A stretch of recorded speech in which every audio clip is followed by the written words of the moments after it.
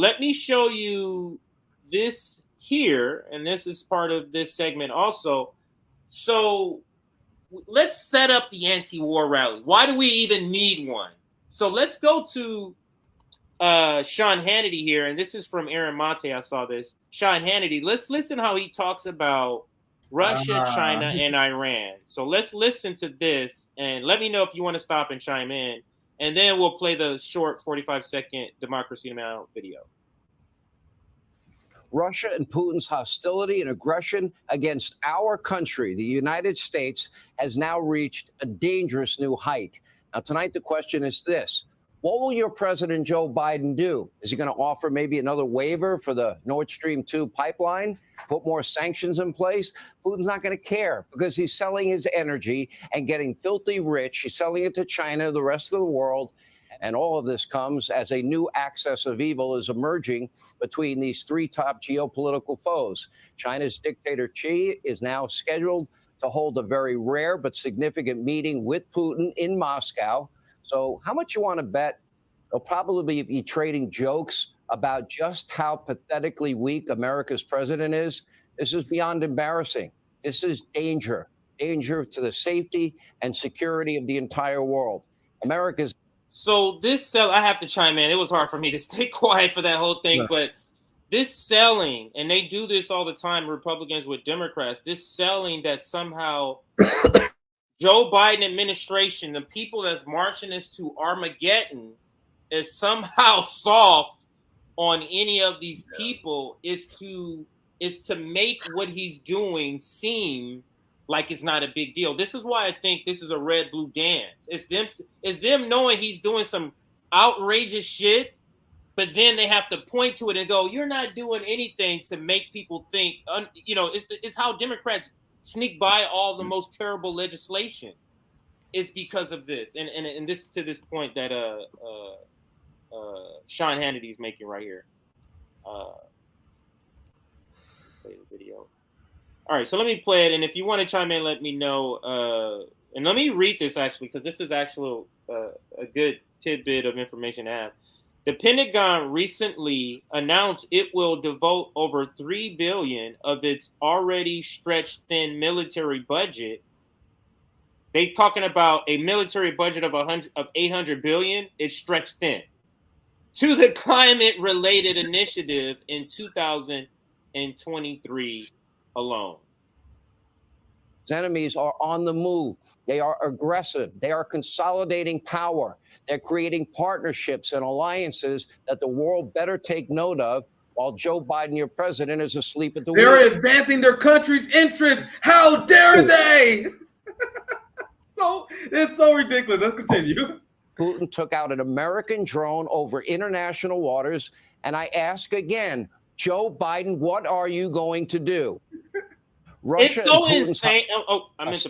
It's so insane to just see real time a bully sort of throwing a tantrum about this. Like a sovereign nation is saying, "Hey, we're gonna stand on our own. We're our own people," and you getting mad at them doing that because you're so used to controlling everything. But this unhinged sort of rant from Sean Hannity, Nick, I can't imagine what that entire episode, because he was one of them that has been ranting against China pre-pandemic. Pre-pandemic, Sean Hannity was one of those who used to rail against China all the time. That's why I said before, I'm very confused about the psychology of a Fox viewer, because they get Tucker Carlson first to be like, the Ukraine war, the United States should invest in the Ukraine war. And then like the next hour or two, they get Sean Hannity that said, "Oh my God, we got to fight Putin." Hey, how are these boomers not confused as fuck watching this shit? But anyway, go ahead, think if you have anything you want to add. I mean, it's comical. And you're right. I mean, Tucker's been pretty, you could see the clips that people are sharing around. He's been pretty clear in his opposition. And then Hannity, I mean, he's not a very bright man, and that comes across. He reads the words on his teleprompter, but to say Joe Biden isn't doing enough, 125 billion in, 120,000 Ukrainian lives later. I don't know how many Russian soldiers, but a lot of them who probably didn't want to fight either have been lost. We blew up the Nord Stream pipeline, Sean. How did he not know we blew it up? And it's sad. It's sad that this is what it's come to. Neither party has any solutions to the real problems that America is facing right now at all.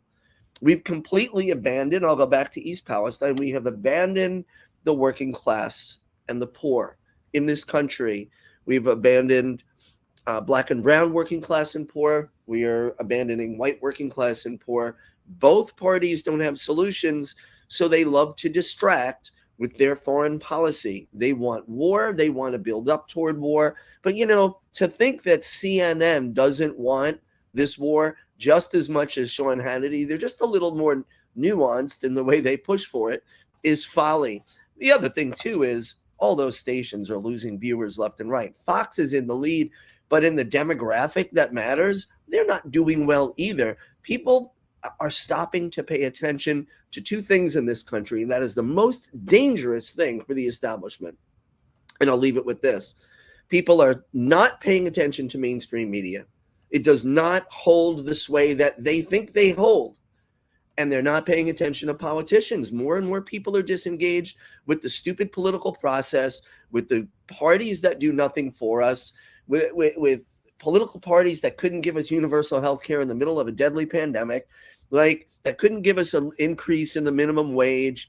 All of that stuff, we're disengaging from their games. And that is what is going to end up hurting the establishment. I don't know where everybody went. And they're terrified. They're just terrified because they know their clock is ticking. And I don't mean in terms of their lives. I mean in terms of their power and influence. People aren't buying the bullshit anymore. And you hear it on the left and the right and the in-between. We're done. If they think they're going to be able to have a war against Mexico or a war against China or any of these places, not even talking about India. India's given the huge middle finger to the United States. They're buying Russian oil. They're dealing with China. They don't give a shit what we say. And why should they? It's their own nation. Colonialism is on its last legs, and sadly, it doesn't know it. That's a good one to end, but to pivot to this video, and it just briefly shouts us out. It's a really brief shout out, maybe 30 seconds, 40 seconds, where you talk about the anti-war rally that just happened March 18th. This one is focused on the DC because they're in DC. So let's listen to the shout out. Over the weekend, protests took place across the United States calling for an end to U.S. involvement in the Ukraine war as the world marks the 20th anniversary of the U.S. invasion of Iraq. In the nation's capital, people rallied in front of the White House and marched in the streets of D.C. This is Claudia de la Cruz from the People's Forum. We're here to let the world know that we are committed as a people to shut the war machine down. The planet and humanity depend on us. We got to fight. We got to continue to demand an end to NATO, an end to Africa, an end to the Southern Command, and the levels of sanctions that the U.S. has all across the globe. We need to continue to make the connections of working class people in the United States to working class people all around the world.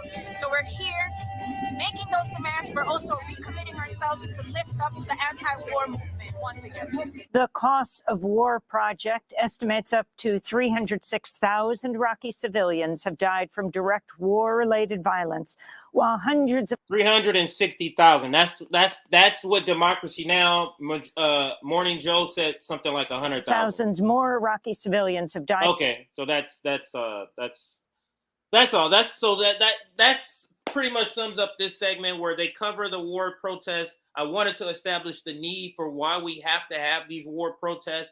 RBN showed up at both. There was one that had a little bit of controversy. We had a critique, but we still showed up. And then there was this one that we also showed up. We covered it. Make sure you check out the coverage. It's like a 2-hour event that we covered on the 18th. Check it out. Check that stream out. Go ahead, Nick. And do not allow these shit libs that are pro-war to convince you that it's not worthwhile to attend these events. You hear bad faith actors say all the time, well, did this rally end the war? Deeply unserious, no strategy. How do we form a movement? How do we raise awareness about our crimes and empire without getting into the streets? They have no strategy, and they are more than okay with leading workers off a cliff. If they were serious about ending the war, what is their strategy for a starting point? You want to know what their strategy for a starting point is? Just fucking vibes. Let's tweet about it. Let's vote for Justice Democrats, and war may magically go away. We need to love our neighbors and lock arms with each other to end the war machine. Disagreements domestically aside, don't give a shit. Do not give a shit. We need to form a coalition to end the war machine, and then we will argue and debate what to do with the resources afterwards, because the task of doing so is so monumental. We cannot have the counter-revolutionary fucks who smear these rallies go without challenge. That's why I had no tolerance for that nonsense. But that's my last thought on the segment. Zink, is anything you want to chime in on before we wrap up? Make sure you check your audio. It's going to come across, I still do that every time. It's going to come across as a little out of left field. But yeah, we need to continue to do the work. The rallies in DC are great. People can also think about having rallies in their towns and cities. Local actions tend to get local coverage, and that's always a good thing. Fighting the war machine on many different fronts. Try to get union involvement. Let's work with Chris Smalls and see what we can do to build some more bridges there and get the workers together on this and connect all these dots. East Palestine, no raise in minimum wage, war in all over the world. It's all connected. And I want to say one final piece, and that is, it is important that we don't feel defeated. The thing that they want to first kill in us is our imaginations. And we need to be able to visualize, and I mean really picture it in our minds, a world without these types of wars, a world without racism, misogyny, all of those terrible things, a world with true justice. We can imagine that and believe in it, because that belief is the thing they are most frightened of. The belief that, and I remember this from Occupy Wall Street, that another world is indeed possible and that it is probable. And that's what gets me going each day. So that's my message.